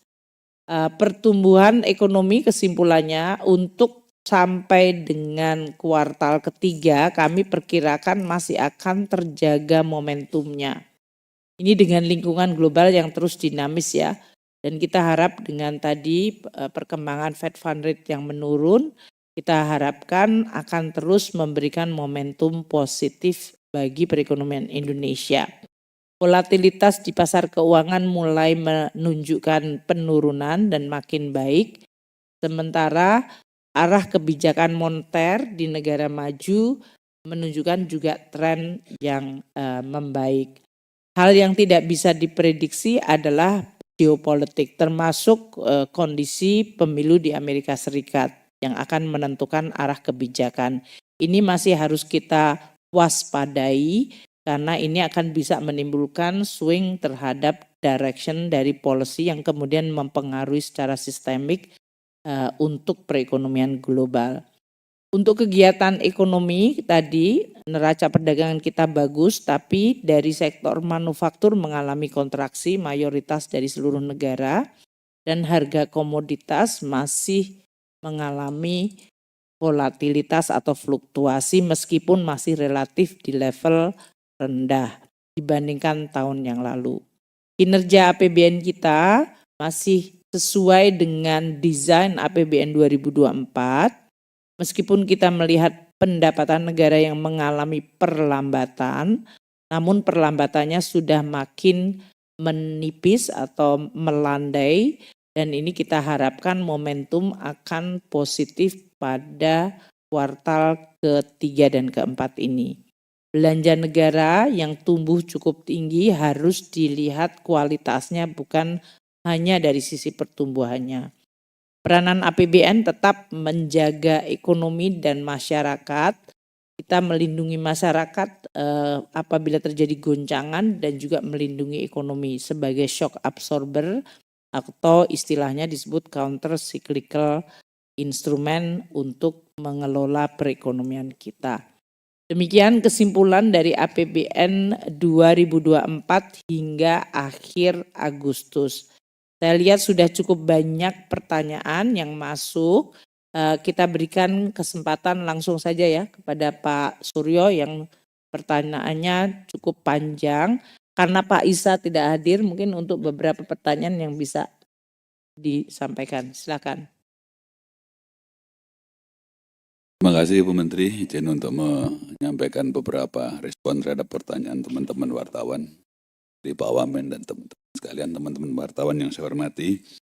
Catatan saya ada paling tidak beberapa pertanyaan, 7 pertanyaan dari teman-teman media. Yang pertama dari Mas Wildan DDTC.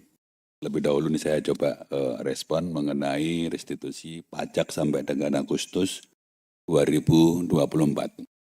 Jadi menambahkan yang dijelaskan Ibu Menteri dan juga Pak Wamen Komi tadi terkait dengan restitusi, karena restitusi ini akan mengurangi dari jumlah bruto ketemu dengan jumlah neto penerimaan pajak. Sampai dengan Agustus, total restitusi ada di angka 216 triliun, 216,85 triliun lengkapnya. Tahun 2024 kalau dibandingkan tahun 2023 ada di 141,95 triliun, jadi tumbuhnya sekitar 52,8%. Kontributor terbesarnya ada di sektor industri pengolahan, dagangan, dan pertambangan. Kemudian kalau kita lihat dari sisi jenis pajaknya, tumbuh terbesar 102,9% di PPh Badan. Kemudian yang kedua tumbuh terbesar yang kedua di PPN dalam negeri 43,9%. Dan kemudian untuk jenis pajak yang lainnya 7,3%. Jadi ini yang tadi disampaikan oleh beliau yang menjadi konteks 2024 ini, di samping harga komoditas menurun, restitusi pun juga menunjukkan pertumbuhan, terutama di sektor industri kelapa sawit dan industri logam. Kemudian yang kedua pertanyaan dari Mas Wildan juga nih, ini terkait dengan fitur yang ada di Cortex.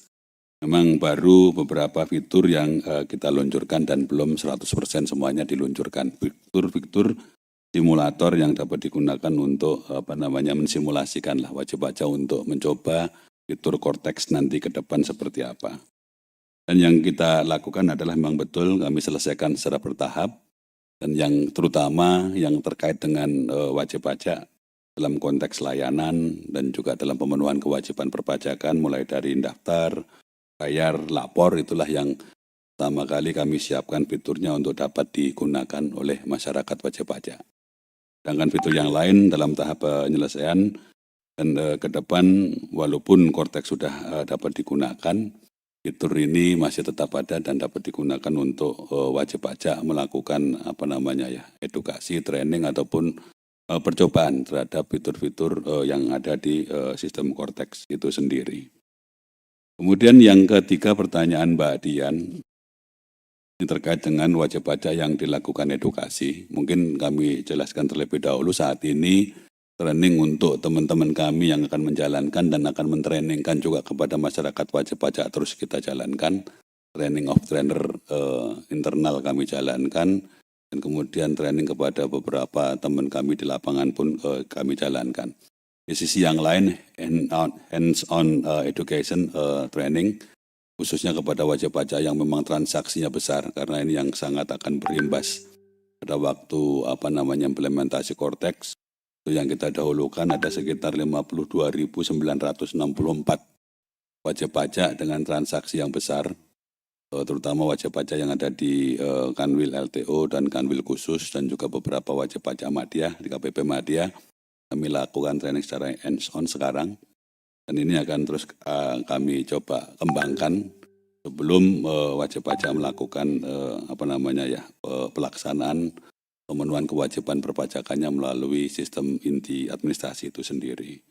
terutama yang banyak melakukan transaksi itu yang membuat faktur pajak dalam jumlah yang besar, karena transaksinya memang besar, termasuk pun juga membuat bukti potong PPh pasal 21, pasal 22, 23 yang cukup besar sehingga mereka paling tidak familiar dengan aktivitas yang ada di Kortek itu sendiri. Samping itu kami juga menyiapkan beberapa media yang lain, simulasi interaktif kami siapkan, video tutorial pun juga kami siapkan, dan handbook juga kami siapkan. Sekarang di online di DJP Online bisa dilihat, dipelajari, wajib pajak dapat mendapatkan simulasi itu nantinya ke depan akan kita.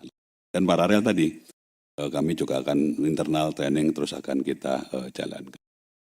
Kemudian pertanyaan berikutnya dari Mbak Dian mengenai, ini masih edukasi nih, mengenai Kortex itu sendiri. Beberapa waktu yang lalu memang betul kami menggunakan intranet sebagai media untuk melakukan simulasi. Tapi mulai tanggal 23 September sebetulnya wajib pajak sudah dapat melakukan pembelajaran berbasis internet. Jadi simulasi kami coba buka melalui internet dan media aplikasinya pun juga kami siapkan di DJP Online. Jadi betul-betul kami sudah mencoba untuk menyampaikan, karena ya insya Allah di penghujung tahun 2024 ini kita bisa gunakan Kortex mulai 1 Januari paling tidak tahun 2025, makanya untuk familiarisasi kepada masyarakat wajib pajak terus-menerus kami lakukan supaya tidak ada gap pada waktu implementasi di penghujung hari. Kemudian Mbak Dian juga menanyakan mengenai update ke pemadanan NIK dengan NPWP. Jadi sampai dengan hari kemarin 75.670.484 NPWP coba kami padankan, dan juga yang sudah padan ada di angka 75.031.522. Jadi dari total WP/OP dalam negeri 75.670.484. Yang sudah padan ada di angka 75.051.522, sekitar 99,16%. Yang terus kami lakukan pemadanan sekarang masih ada di 0,86% atau 638 ribuan NIK yang belum padan betul. Ini yang kami terus cari informasi untuk bisa memadankannya. Dan dari yang padan 70.550.000 yang dipadankan oleh sistem. Sedangkan yang sisanya 4.481 ribuan NIK dipadankan oleh masyarakat wajib pajak itu sendiri. Kemudian pertanyaan berikutnya dari Mbak Dian mengenai strategi di sisa waktu 3 bulan sampai dengan akhir Desember 2024 itu sendiri. Bagaimana optimalisasinya dan apakah masih sesuai dengan outlook-nya.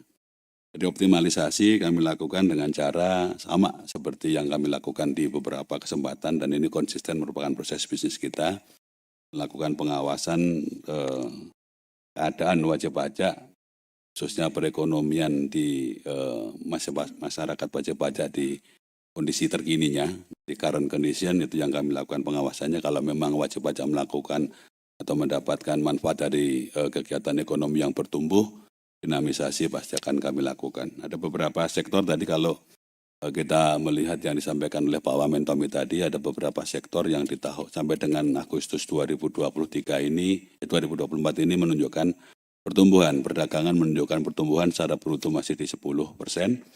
Kemudian di sisi yang lain sektor keuangan dan asuransi di angka 12%-an, dan konstruksi real estate serta informasi dan komunikasi. Jadi itulah sektor-sektor yang coba akan kita lihat lebih jauh untuk melakukan pengawasan, di samping juga uji kepatuhan material, yaitu terhadap kewajiban perpajakan di tahun-tahun sebelum tahun 2024 itu sendiri secara konsisten kita lakukan. Dan pertanyaan berikutnya, apakah masih sesuai dengan outlook? Insya Allah masih sesuai dengan outlook, dan kami akan full force untuk melakukan kegiatan supaya capaian penerimaan dapat sesuai dengan outlook yang diharapkan. Kemudian pertanyaan yang tadi sektor yang booming sudah saya jawab. Yang lain kayaknya sudah ini Pak Ibu Menteri. Satu lagi mungkin yang tadi dari Dendi Kontan barangkali ya, tadi sempat Pak Wamen Swatari sampaikan terkait dengan PPN DTP untuk perumahan. Jadi kalau saya coba cek tadi dapatkan informasi Pagu tahun 2024 itu ada di angka 2 triliun, realisasi sampai dengan Juni 2024 ada di angka 1,3 triliun. Dan kita akan ikuti sampai dengan akhir tahun, kami nanti akan verifikasi lagi, kami konsolidasikan dengan Kementerian PUPR dan juga dengan BP Tapera untuk memastikan kemanfaatan itu betul-betul didapatkan oleh pihak yang harusnya mendapatkan manfaat dari PPN DTP ini. Dan ujungnya nanti akan kami klaim berapa besar PPN DTP yang harus dialokasikan kepada penerimaan pajak secara keseluruhan. Demikian Ibu Menteri yang dapat kami sampaikan dari beberapa pertanyaan teman-teman wartawan. Kami kembalikan, terima kasih. Pak Asko, silakan untuk beberapa pertanyaan. Baik Bu, terima kasih Bu Menteri. Rekan-rekan media mungkin kami menjawab pertanyaan yang disampaikan. Pertama mengenai kebijakan CHT tahun 2025, rekan-rekan media mungkin kami sampaikan bahwa sampai dengan penutupan pembahasan rancangan Undang-Undang APBN 2025 yang minggu lalu sudah ditetapkan oleh DPR, posisi pemerintah untuk kebijakan CHT, penyusunan CHT 2025 belum akan dilaksanakan. Tetapi kemudian pemerintah akan melihat alternatif kebijakan lainnya, yaitu melakukan penyesuaian harga jual di level industri, yang tentunya nanti akan direview dalam beberapa bulan ke depan untuk bisa dipastikan mengenai kebijakan yang akan ditetapkan oleh pemerintah. Kebijakan daripada CHT 2025 ini tentunya tadi sempat ditanyakan rekan-rekan media juga, bisa mempertimbangkan dengan kebijakan down trading ya. Down trading itu perbedaan antara rokok golongan 1, 2, dan 3 yang relatif tinggi itu memang menjadi salah satu faktor penyebab yang dapat menyebabkan adanya down trading di industri rokok. Dan tentunya evaluasi dari beberapa tahun ini kebijakan CHT menjadi salah satu basis yang kemudian arah kebijakan CHT di 2025 akan direview kembali oleh pemerintah untuk penetapannya. Kemudian menanyakan mengenai usulan untuk melakukan kemasan rokok polos. Teman-teman media kami sampaikan bahwa ini diakomodasi, diusulkan dalam draft Permenkes, turunan daripada PP Kesehatan. Dari sisi kami di MQ, kami sampaikan masukan juga ke Kemkes bahwa kalau kemudian kemasan rokok itu menjadi polos, dari sisi pandangan kami mempunyai risiko dalam aspek pengawasan. Sebab kita tidak bisa membedakan antara jenis rokok yang kemudian itu menentukan golongan dan juga bisa menjadi basis kita untuk pengawasan. Dan ini risiko itu bisa menjadi nyata kalau kemudian ini di kemasan, yang kemudian kita tidak bisa kasat mata membedakan jenis dan rokoknya, apalagi nanti isinya, yang kemudian itu menjadi deteksi awal kita dari jenis kemasan yang sudah ada saat ini. Kami sudah menyampaikan masukan ke Kemkes, dan tentunya dari industri, dari KL juga sudah sampaikan masukan ke Kemkes mengenai Permenkes yang disampaikan. Kemudian mengenai realisasi cukai rokok elektrik yang ditanyakan oleh rekan-rekan media, kami sampaikan sampai dengan Agustus 2024 realisasinya mencapai 1,65 T, ini naik 49% dari tahun sebelumnya, yang utamanya oleh naiknya produksi, baik dari rokok elektrik padat maupun rokok elektrik cair. Kemudian juga ditanyakan mengenai usulan digitalisasi cukai yang disampaikan oleh BKN. Jadi kami sampaikan bahwa ini memang BKN salah satu diskusinya dengan kami dari review mereka dalam salah satu tahun berjalan dalam untuk melihat pendekatan digitalisasi cukai. Ini rekan-rekan media kami sampaikan, kami dengan Pururi sudah coba kaji mengenai hal ini. pengkajian ini tentunya mempertimbangkan banyak aspek yang harus kita lihat pro cons-nya, risikonya, kemudian juga IT-nya, kemampuan dari IT serta size daripada penerimaan cukai yang cukup tinggi. Dan ini kita bisa bandingkan dengan cukai materai, i-materai yang sudah ada saat ini. Dan juga kita melihat implementasi di negara lain. Nah, ini tentunya kajian ini akan terus kami lakukan dengan Polri untuk bisa melihat semua aspek yang harus kita pertimbangkan dengan matang. Mengenai relaksasi penundaan cukai 90 hari, kami sampaikan ada 90 pabrik rokok yang sudah menjalankan ini dan nilainya 101 T dan sudah dilunasi 60 T yang masih belum jatuh tempo 41 T. Tetapi kita tahu penundaan 90 hari ini adalah untuk support kepada cash flow daripada industri, tapi kemudian di Oktober nanti ini akan kembali ke 2 bulan, sehingga dalam 1 tahun tidak akan mempengaruhi target penerimaan cukai yang sudah ditetapkan di dalam APBN 2024. Mengenai PMI, hubungannya dengan importasi, kami sampaikan pandangan kami bahwa penurunan PMI itu disebabkan oleh banyak faktor. Jadi kita harus melihat secara komprehensif baik dari domestik maupun dari internasional, baik dari sisi competitiveness, kemudian juga ekonomi. Untuk pengawasan impor masuk, kami sampaikan bahwa selain kita dengan Kemdak ada Satgas Pos Border, kami juga di Bea Cukai melakukan pengawasan yang lebih kuat dalam bentuk Satgas Border.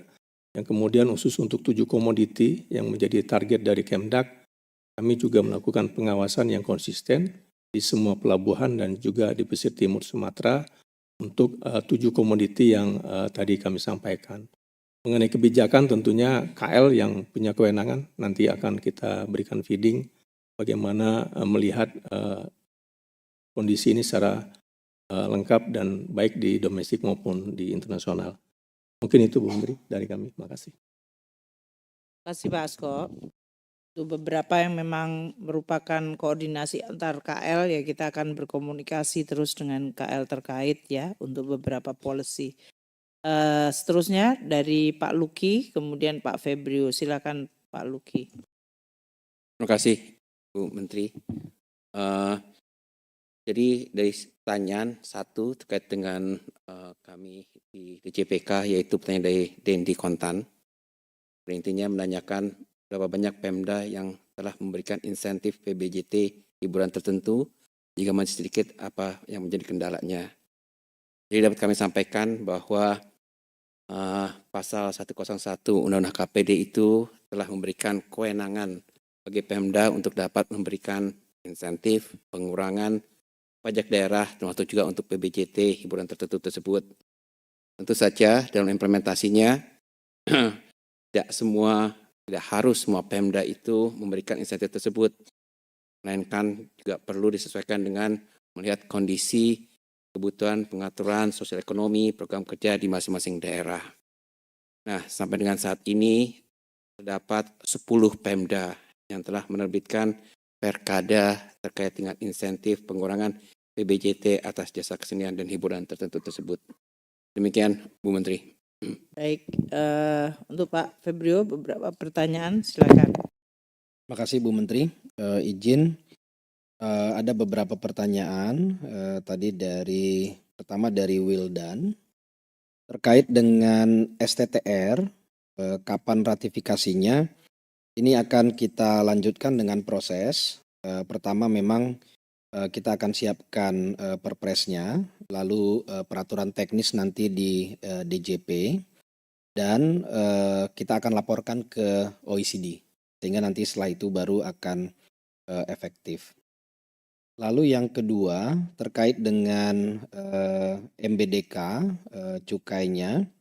MBDK ini konteksnya seperti yang sudah kita jelaskan di nota keuangan dan juga sudah menjadi undang-undang APBN, bahwa MBDK ini khususnya sangat terkait dengan agenda sektor kesehatan. Di mana kalau kita lihat di APBN 2025 ini agenda kesehatan ini sangat kuat, mulai dari makanan bergizi, lalu screening kesehatan gratis, dan juga itu di atas semua agenda sektor kesehatan yang sudah ada selama ini berjalan. Sehingga memang fokus pemerintah cukup kuat di sana. Untuk MBDK ini terutama kita ingin melihat kaitannya dengan pola konsumsi masyarakat untuk gula yang kita harapkan bisa menurunkan prevalensi untuk penyakit diabetes, obesitas dan juga penyakit tidak menular lainnya. Nah, terkait dengan bagaimana desainnya ini masih akan terus kita siapkan dan nanti seperti hasil dari rapat kerja Kementerian Keuangan dengan DPR beberapa waktu yang lalu, ini nanti akan kita konsultasikan lagi dengan Komisi 11 sehingga desainnya akan kita siapkan bersama-sama.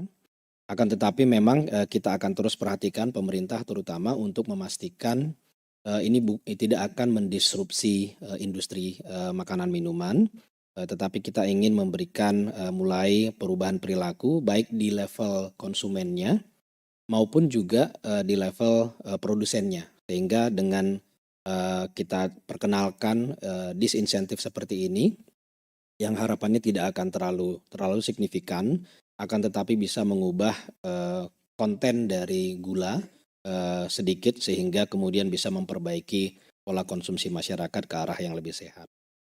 Lalu yang berikutnya ada pertanyaan dari Andi dari Akurat, pertanyaan tentang suku bunga rendah. Apakah pemerintah telah mengambil langkah preventif untuk menghindari risiko overheating ekonomi? Saat ini inflasi kita relatif sangat rendah dibandingkan dengan banyak negara lain. Ini adalah hal yang sangat baik, di mana inflasi kita jaga di sekitar 2%. Inflasinya sangat stabil, daya beli masyarakat bisa terjaga, khususnya adalah karena inflasi dari sisi pangan itu kita kendalikan dengan sangat baik. Nah, ke depan tentunya harapan pemerintah dan usaha pemerintah untuk terus menjaga stabilitas terutama harga pangan ini sehingga daya beli masyarakat akan tetap terjaga. Di sisi lain kita juga melihat bahwa dengan potensi turunnya suku bunga lebih jauh seiring dengan penurunan suku bunga kebijakan di Amerika Serikat, ini akan memberikan peluang bagi perekonomian Indonesia dan juga negara berkembang lainnya untuk kemudian bisa tumbuh lebih tinggi. Nah, tetapi juga kita harus akan mengelola, ini ada kaitannya dengan beberapa pertanyaan berikutnya juga. Tadi ada dari Aska, dari Fakta, yang menanyakan apakah higher for longer masih akan berlanjut, mengingat defisit anggaran Amerika Serikat itu bisa mencapai 6,5% dari PDB. Jadi memang ketika suku bunga global turun, secara umum dampaknya baik bagi Indonesia dan sudah kita lihat dampaknya dalam 1-2 bulan terakhir rupiah kita menguat dan stabil. Tingkat suku bunga SBN kita juga menurun dan juga stabil dan ini memberikan ruang bagi perekonomian kita untuk bisa tumbuh lebih tinggi. Akan tetapi biasanya memang perubahan ini akan membawa gejolak di pasar global yang ketidakpastiannya masih akan terus perlu kita antisipasi dan kelola dengan baik. Dengan demikian koordinasi kebijakan fiskal dengan kebijakan moneter akan terus sangat dibutuhkan untuk menjaga dan mengelola ketidakpastian yang masih akan terkait dengan perubahan yang cukup menimbulkan ketidakpastian di pasar global. Contohnya adalah bunga kemarin diturunkan 50 basis poin. Lalu akan ada pertanyaan lagi untuk MOMC meeting berikutnya akan diturunkan berapa. Ketidakpastian seperti ini masih akan meliputi pasar global sehingga kita harus terus mengelolanya dengan baik. Lalu ada pertanyaan terkait dengan PPNDTP perumahan. Tadi sudah dijawab oleh Pak Suryo, berapa realisasinya sejauh ini sudah 2,2 triliun. Per semester 1 tadi Pak Suryo juga sudah menyebutkan sekitar 1,3 triliun. Untuk semester 2 akan seperti apa kita prediksikan akan sekitar level yang sama atau lebih baik. Kenapa? Karena memang kita melihat animo dari masyarakat untuk bisa membangun rumah, membeli rumah baru Dan ini tentunya sangat baik untuk mendorong terus kemampuan ekonomi menciptakan multiplier effect. Karena memang sektor perumahan, sektor bangunan secara umum itu sekitar 74% dari investasi. Sehingga kita melihat bahwa penciptaan nilai tambah yang lebih banyak di sektor konstruksi ini akan baik bagi pertumbuhan ekonomi kita di kuartal-kuartal ke depan. Juga kita senang karena ini juga memenuhi kebutuhan dari kelas menengah untuk memenuhi kebutuhan pembangunan rumah. Saat bersamaan tadi seperti yang disampaikan oleh Pak Wamen, kami juga ingin mengingatkan bahwa bersamaan dengan ini pemerintah juga menaikkan kuota untuk FLPP, yaitu fasilitas subsidi rumah bagi masyarakat berpendapatan rendah. Ini tadinya 166.000 unit untuk tahun 2024, kita naikkan menjadi 200.000 unit. Sehingga ini juga memberikan secara spesifik kemampuan tambahan bagi masyarakat yang berpendapatan rendah untuk memiliki rumah mereka. Saya rasa demikian pertanyaan-pertanyaan yang sudah bisa kami jawab. Kami kembalikan. Terima kasih, Bu. Terima kasih. Mungkin untuk menambahkan tadi yang disampaikan oleh Pak Tommy mengenai perkembangan penerimaan pajak kalau dari konstruksi dan real estate itu tumbuhnya secara bruto 13,1 dan secara neto 8,4. Itu menyumbang 53,85 triliun. Jadi tadi beberapa yang kita harapkan untuk dengan PPNDTP dan sektor konstruksi tetap terjaga. Selanjutnya Pak Wamen mungkin bisa menjelaskan dari beberapa pertanyaan kepada Dirjen Anggaran. Terima kasih Bu. Ada dua pertanyaan. Pertama adalah tentang realisasi anggaran ketahanan pangan. Realisasi anggaran ketahanan pangan sampai dengan Agustus 2024 sudah mencapai 56,1 triliun. Kalau kita katakan anggaran ketahanan pangan itu berarti ada di beberapa kementerian, bukan hanya di satu kementerian. Karena realisasi 56,1 triliun itu digunakan untuk berbagai macam hal. Pertama, membangun infrastruktur pertanian, misalkan bendungan, irigasi kemudian saluran-salurannya dan seterusnya. Jadi infrastrukturnya ini biasanya yang bangun adalah Kementerian PUPR. Lalu bantuan benih padi, jagung, kedelai, juga bantuan benih ikan. Ini tentu beberapa kementerian yang menjalankan. Subsidi pupuk, tadi seperti di paparan ada bagian subsidi non-KL. Subsidi pupuk itu juga adalah untuk ketahanan pangan. Dan juga bantuan pangan dalam rangka pengendalian kerawanan pangan. Ini juga adalah bagian dari realisasi anggaran ketahanan pangan. 56,1 triliun rupiah sampai dengan Agustus ini adalah sekitar 49% dari total pagu anggaran ketahanan pangan kita. Jadi kalau kita kumpulkan di beberapa kementerian dan lembaga, termasuk juga di non-KL, kita bisa identifikasi keseluruhan dari anggaran ketahanan pangan itu. Sekitar 114 triliun di berbagai kementerian dan telah realisasi 56,1 triliun. Yang kedua adalah pertanyaan mengenai outlook defisit akhir tahun 2024.